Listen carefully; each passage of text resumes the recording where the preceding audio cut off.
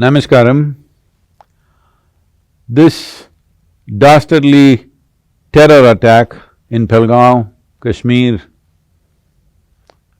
spells a new chapter in terms of what we need to do about protecting innocent people and the general security of the nation in itself.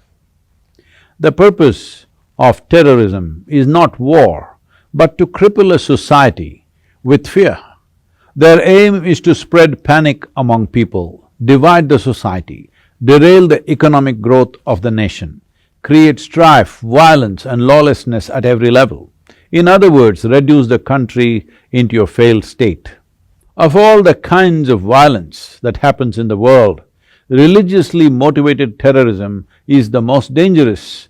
You can speak reason to a man who is fighting for anything else, but when a man believes he is fighting for his God, there is no reasoning with him. When people are fighting for money, property, wealth or something else, it is possible to negotiate with them because they are life-oriented. But those who think they are fighting for their God are only eager to die and take all of us with them.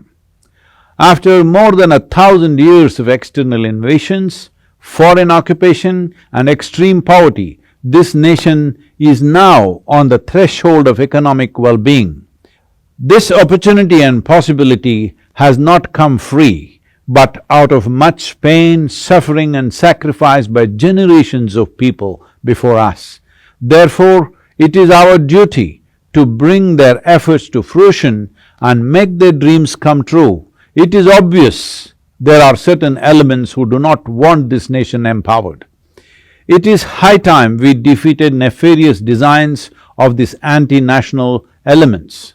And a steely resolve and an iron hand is needed right now.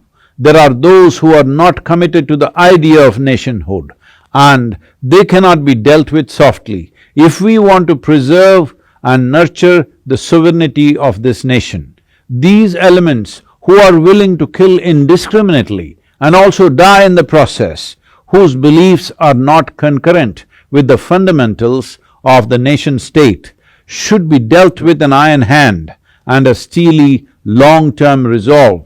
Someone who carries a gun or bomb with the intention of shooting and killing anyone on the street, innocent people, women, children, simply needs to be dealt with decisively. If we want to exist here as a nation, we have to learn the fundamentals of how to maintain the sovereignty of this country. It is important that anybody who threatens normal functioning of society and the nation must be put down. The long-term solutions are different, but this fighting for God has to be put down absolutely. It does not matter which section of society it comes from. These terrorists are not always political pawns or tools in somebody else's hands. Those forces who cater to such elements are always there. But when one says, let's go fight and kill people for our God, whether you directly participate in it or not, as long as you believe that your way is the only way, you are a part of it. We are still unwilling to face the fact that there are people among us within the nation who have such beliefs and intentions. Somewhere we think forces from outside the border are pulling the strings, but help is coming from outside only because people here have these intentions too. There are larger, long-term solutions for all these situations.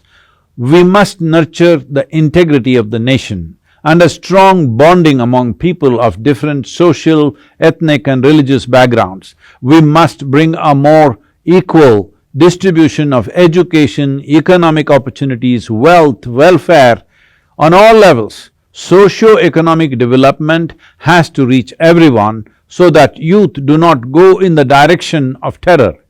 All these aspects have to be taken care of over a period of time, but for immediate purposes, these terror activities must be put down strongly. This lawlessness has to be brought to an end. In the larger picture, what we need for the country and the world is more inclusiveness in individuals and institutions of society. And inclusiveness is not only the fundamental nature of spiritual process, but the very basis and goal of life itself. At a time like this, it is for every citizen to realize that within the nation there can be no you versus me. It doesn't matter what our religious beliefs are, what our political affiliations are. We are one Bharat, and only as one unit we can move forward and make a difference. We are at that threshold right now, that if we do the right things in the next 10 years, there will be a glorious Bharat. Let's make it happen.